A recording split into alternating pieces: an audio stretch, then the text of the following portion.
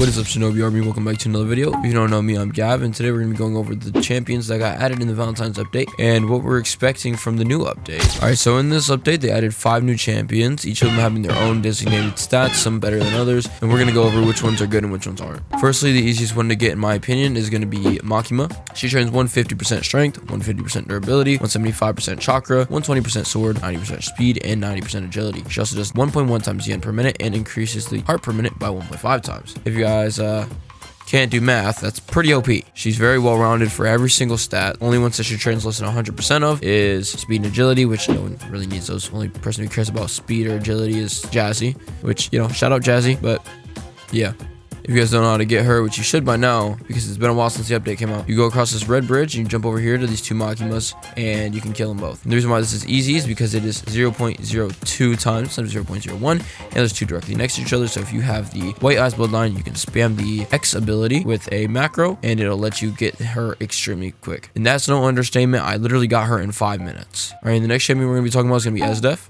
Esdef's not as good, but she's a little bit harder to get, which makes no sense to me, but she trains 150% sword and 160% strength and increases your yen per minute by 1.15 times and increases your hearts per minute by 2 times, which is pretty good. Pretty good for grinding your hearts. I have 13 mil, mostly from using Yumiko. But if we go over here to the ice island, you can find Esdef right here in front of the mystical tree. Wait, before we continue with the video, I did want to let you guys know I do plan on hosting a tournament of power soon in my Discord server where people are going to make new accounts and battle for Robux. If you guys want to be able to be part of that video, make sure to join the Discord, link in description, and I will keep you guys updated on when I plan to get that done. All right, back to the video. The next we're going to talk about is going to be Nami. Nami trains 140% of your sword and increases your yen per minute by 1.2 times. And then I believe that's all she does. She's pretty bad. I currently don't have her. I'm still doing her quests, but she does give pretty good yen for her quests, so that's a plus. Next is going to be Asuna. Asuna trains 125% of your durability, 125% of your sword, increases your yen per minute by 1.15 times, and increases your hearts per minute by 2 times. And then she is also obtained by going into the Valentine's Battle Pass and unlocking tier 49 with the premium. If everyone hasn't unlocked this by now, it'd be a little upsetting, honestly, because it's not hard to do at all. And the last champion that was added is Yumiko from Kakaguri or whatever it's called. She trains 300% chakra and increases your yen by 1.25 times and increases your hearts per minute by 2.5 times. By far the best champion in the game, beating Rimuru by an astonishing 100%. She is a 0.004% out of the Valentine's banner. People have been saying it takes between 15 and 20 million on average to get her. It took me less than 20 mil. Some people takes upwards of 50 mil. It all depends on your luck. I would recommend saving up as much as possible at once and then spending it all instead of doing it in increments, like a couple mil at a time. That way you have more of a chance to get it at once, you know what I mean? Also, sorry if I sound a little weird, guys. I have a little bit of a cold right now. So we love that. I can't breathe out of my right nostril. Please help. And now we're gonna get into what we expect to come for this next upcoming part 2 update. A few of the things that we know are confirmed is a titles picker, which is, I'm assuming you're just, you know, obviously we're gonna get titles, but you know, my question is, will content creators be able to hide their content creator title? Next is a chocolates banner. This one is going to have a new champion in it. I'm assuming it's gonna be the same rarity as Yumiko is, and hopefully just as good. We are getting a new ice fruit. This was actually in the old game, but it was bugged whenever I tried it, so who knows. We're getting a new boss. In the sneak, it shows 1 SP health, but it does say that the chances in health are not final. We're getting a new map design, which is going to be nice because our map is looking a little boring right now, but hey, it's still clean. And then it says we're also getting new specials. What it looks like to me is Yami's Grimoire, which was in the original game and was pretty OP, to be honest.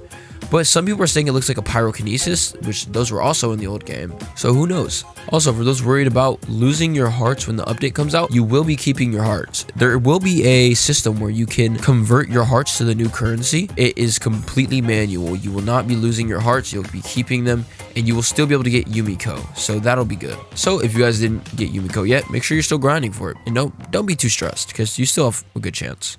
Also, another thing that they are adding is you're going to be able to choose between a smaller or larger grid size with your champion inventory, which is going to make it a lot easier to navigate through champions, especially if you have a lot of slots. I don't have that many. I have 26, but some people have upwards of 50 to 60. So if you have that many champions, it'll make it a lot easier to go through them without getting lost, I guess. And the last quality of life thing that I know they're adding is quest progress bar when you're getting quests. This pretty much means when you talk to an NPC, when you get their quest, on the bottom, it'll show Esdef 1 of 1, and then it'll also say quest which one you're on out of how many there are total. So instead of guessing how many total quests there are, having to go in the Discord, look for it, it'll just tell you when you get to the quest itself. This will be way better than just, having to guess all the time. Or instead of having to just go off of what other people tell you, you'll know for sure. And then before we end this video, I do want to go over the ways that I think are the best ways to get hearts if you are trying to grind for Yumiko and you haven't got her yet. The best way I would recommend is equipping your best champion that you have 4 hearts multiplier. Mine currently is Yumiko, but obviously if you're grinding for Yumiko, you're not going to have Yumiko. I would recommend Esdef if you have it, or Asuna, as they both give 2 times. If you don't, you can use Makima. So the method I'm going to show you guys is very simple. Firstly, what you're going to want to do is you're going to go over to the Bloodline role, and you're going to try to get the white eyes. First try, then you're going to equip, and you want to get a macro that automatically spams X for you. Stand in between these 2 Makimas as they both give 150 hearts per drop with a 20% chance. Stand between the 2 of them with your macro going, and it gives you a lot higher chance to get way more hearts per minute. As you can see, where you're getting 150 hearts every single time we get a drop. Along with this, once this new update comes out, you'll be able to sell your Makimas for extra hearts, which will allow you to also get more. So either way, it's going to give you more hearts than any other method. Another method is doing the quests. But if you don't have all the quests done, I would recommend getting those done anyways, no matter what. So speaking of that, I do have to get this done. All right, and before we end this video, I did want to say thank you guys for getting me to almost 700 subs. We're at, I think, 685 right now, which is actually insane. We're so close to hitting 700. I want to do a really big giveaway once we hit 1,000, just to show my appreciation for you guys. Thank you to Za, by the way, for donating me literally over 60,000 Robux. I currently have, well, I did have over 36,000 pending, but I've received about 7,000 to 8,000 of it by now, and I have almost 30,000 still pending. So I do want to start doing giveaways a lot more since I do have the funds now.